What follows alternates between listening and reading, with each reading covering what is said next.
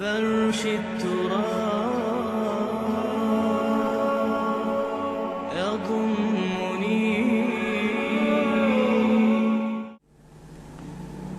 عالم اسلام میں سے عالم عرب ان کے شکنجے میں جا چکا. کیوں بنا کر کھڑے ہوئے ہیں اسرائیل کو ماننے کے لیے اور سر تسلیم خم کرنے کے لیے؟ بہرحال نوٹ کر لیجئے، عالم عرب جا چکا. کوئی دن کی بات ہے، میں سنسنی پیدا نہیں کرنا چاہتا، لیکن حالات اور واقعات سے نگاہیں بند کرنا بھی کوئی دانشمندی کی بات نہیں ہے. یہ ایودھیا کی مسجد شہید کی گئی، ابھی یہ ایک بہت بڑا مزار جو ہے شہید کیا گیا، اور اس کے ساتھ کئی مسجدیں شہید کی گئی. یہ سب کیا ہے؟ یہ مسلمانوں کی نفس دیکھی جا رہی ہے کہ کوئی غیرت اور حمیت نام کی کوئی شے باقی ہے.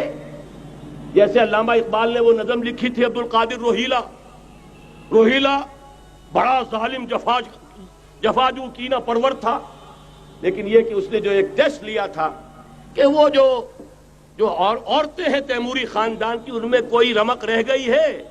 معلوم ہوا کہ نہیں، کہ غیرت نام تھا جس کا گئی تیمور کے گھر سے، ختم، غیرت نکل گئی.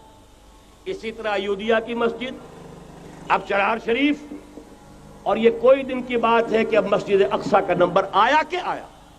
اس کے لیے پوری تیاریاں ہو چکی ہیں. یروشلم کا مشرقی حصہ خالی کرایا جا چکا ہے، اس کے اندر اب پورا تسلط یہودی کر رہے ہیں. یہاں تک کہ اب کے یاسر عرفات صاحب نے بھی کچھ نہ کچھ جو ہے احتجاج کی بات کی ہے، حالانکہ اب تک ہر بات مان کر منقار زیرے پر تھا. لیکن یہ کہ ایک وقت آتا ہے آخر کار اسے بھی کچھ بولنا پڑ گیا ہے. لیکن یہودی اب پیچھے قدم ہٹانے والا نہیں ہے. ان کا تھرڈ ٹیمپل، تیسری مرتبہ ہیکل سلیمانی تعمیر ہونا ہے. نوٹ کر لیجئے، ان کے لیے وہ وہی کچھ ہے جو ہمارے لیے کعبہ ہے. ان کے لیے ہیکل سلیمانی بالکل وہی حیثیت رکھتا ہے جو ہمارے لیے کعبہ. وہ ہیکل سلیمانی ایک مرتبہ پہلے نبوکدنضر کے ہاتھوں مسمار ہوا، پھر سن 70 عیسوی میں ٹائٹس کے ہاتھوں مسمار ہوا. سن 70 کے بعد آج 1995 میں کتنے برس ہو گئے؟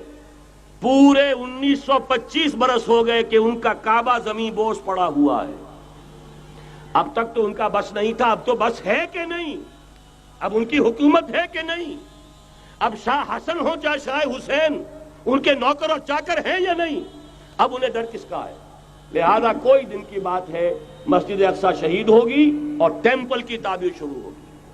یہ تو بہرحال ایک نقشہ ہے. اگلا نقشہ آپ کو بتانا چاہتا ہوں، ایک دوسری تصویر ہے. یہ تصویر ہے زمینی، ایک تصویر ہے آسمانی. وَمَكَرُوا وَمَكَرَ اللَّهُ وَاللَّهُ خَيْرُ الْمَاكِرِينَ.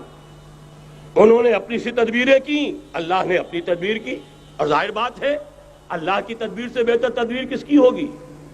چنانچہ یہودیوں کی سازشیں اس وقت بھی ناکام ہوئی تھی یا نہیں؟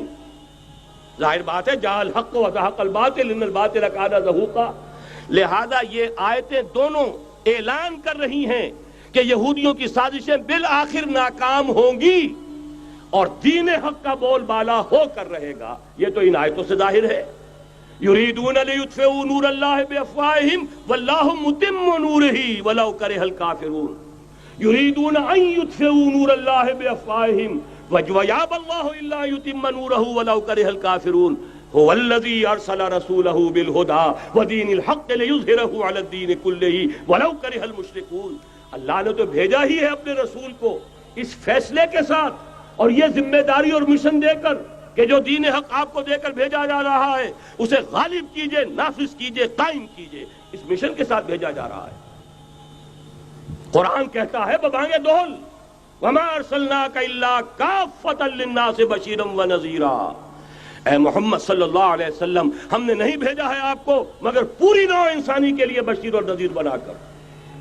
تو جان لیجئے کہ یہ مقصد بعثت محمدی صلی اللہ علیہ وسلم بتمام و کمال اس وقت پورا ہوگا جب کل عالم انسانیت پر، کل روئے ارضی پر اللہ کا دین اسی طرح غالب ہو جائے گا جس طرح کہ محمد رسول اللہ والذین معہ صلی اللہ علیہ وسلم ورضی اللہ تعالی عنہم اجمعین، ان کے ہاتھوں سے، ان کے ایثار سے، ان کی قربانیوں سے، جن کا نقشہ آپ کے سامنے مولانا کھینچ چکے ہیں، ان کی احسان، ان کی قربانیاں، ان کی محنت، ان کی جفاکشی، ان کی سرفروشی، ان کے جان تن من دھن لگا دینے کے نتیجے میں جیسے اس وقت غالب ہوا تھا، کل روئے ارضی پر غالب ہوگا، تب کہیں جا کر مقصد بعثت محمدی مکمل ہوگا۔ یہی وجہ ہے اقبال نے کہا تھا وقت فرصت ہے کہاں، کام ابھی باقی ہے، نور توحید کا اتمام ابھی باقی ہے۔ لیکن ساتھ ہی خوشخبری بھی دی تھی، یہ چمن معمور ہوگا نغمہ توحید سے، آئے گا وہ دور، یہ چمن معمور ہوگا نغمہ توحید سے، لازماً آ کر رہے گا۔